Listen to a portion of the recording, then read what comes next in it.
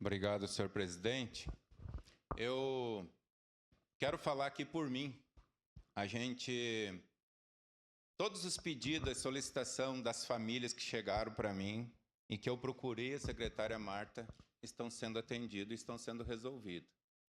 Quero parabenizar a secretária Marta pelo trabalho que ela tem feito em atendimento a todas as solicitações que eu tive, vou falar por mim.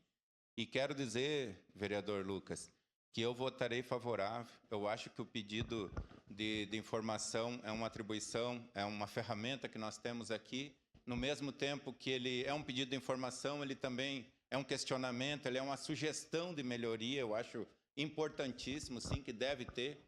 A gente sabe que em várias áreas do município tem, sim, muitas melhorias a ser feitas, mas ouvi aqui, gente, que não se acha o prefeito Adiló, isso é uma falácia. Eu tenho que dizer isso aqui.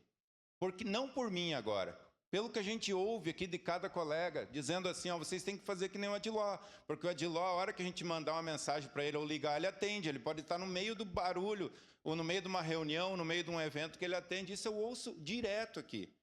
Então, o que tem que ser dito, gente. Tem melhorias para ser feito? Tem melhoria para ser feita. Sou a favor do pedido de informação, sou a favor, votarei favorável, mas a gente tem que, no mínimo, ser coerente com os assuntos, com os fatos. Quero dar os parabéns por aquilo que eu tenho acompanhado do trabalho da secretária Marta, que é uma secretária aguerrida, tem se esforçado, ela responde. Às vezes, ela até comigo mesmo, ela foi meia incisiva, assim, meia rígida na resposta, porque por algumas coisas, algumas cobranças que eu estava fazendo e que já estava sendo atendido.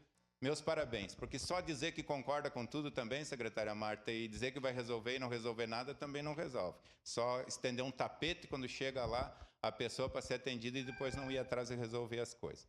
Seria isso, senhor presidente. Votarei favorável. Obrigado. Em declaração de voto, vereadora Andressa Marques.